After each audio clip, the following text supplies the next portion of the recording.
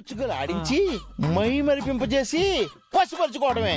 అబ్బా అదేమన్నా మనిషా అచ్చుకు పుచ్చుకులు ఆడటానికి? చావక ముందు మనిషే కదా. పైగా దెయ్యం శంకర్ మీద మనసు పడుతుంది కూడా.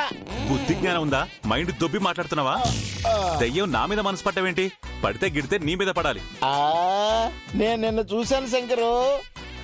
దెయ్యం కింద పడిపోతుంటే నువ్వు పట్టుకున్నావుగా, జాగ్రత్తలు చెప్పావు కదా.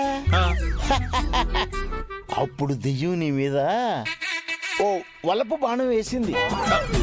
ఏ బాణం? వలపు బాణం. మన్మధుడి చేతిలో ఉంటాయే పూల బాణాలు, అవే ప్రేమ బాణాలు.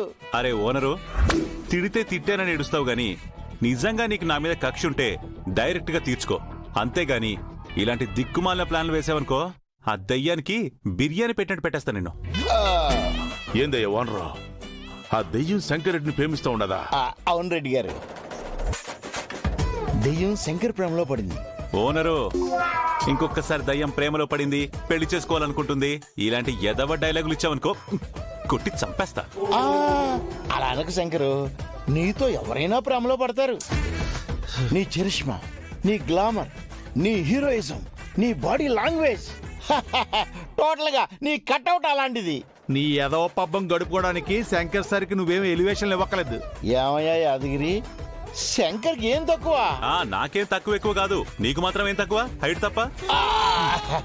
అది కాదు శంకర్ గారు, ఆర్యగా ఉన్నప్పుడు అను ప్రేమించలేదా? శంకర్ గా ఉన్నప్పుడు గౌరీ ప్రేమించలేదా? అంతెందుకు, ఈ శివారెడ్డి కూతురు చారులత ప్రేమించగా లేంది శంకర్ నా దెయ్యం ప్రేమించకూడదా? ఏయ్, ఏం కోస్తానవరా నువ్వు? నా కూతురు దయ్యం కంటే హీనంగా ఉండదా? చంపేస్తా నిన్ను. అయ్యో రెడ్డి గారు, నా ఉద్దేశం అది కాదండి. శంకరు యాక్షన్ హీరోతో పాటు ఒక రొమాంటిక్ హీరో కూడా అని నేను చెప్పదలుచుకున్నాను. సో శంకరు దెయ్యంతో రొమాన్స్ చేసి వశపరుచుకుని పెట్లో పెట్టి బంధిస్తే ప్రాబ్లం సాల్వ్.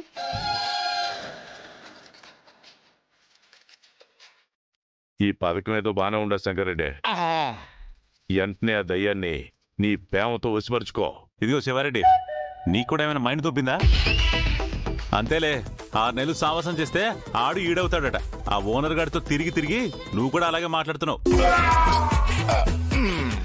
సరే సరే, ఈ విషయాలన్నీ ఇక్కడితో వదిలేయండి కానీ, అవును బాబాయ్, ఇంతకీ నా తమ్ముళ్ళు మరదల్స్ ఎక్కడా? నేను ఇందాక నుంచి చూస్తున్నాను సార్, వాళ్ళు ఎక్కడా కనపడలేదు. ఎక్కడైనా దాక్కున్నారేమో. అవును బాబాయ్, కొంపదీసి ఆ దయ్యం ఏమైనా చేస్తుందేమో అనే భయంతో వీళ్ళు ఎక్కడైనా దాక్కున్నారు.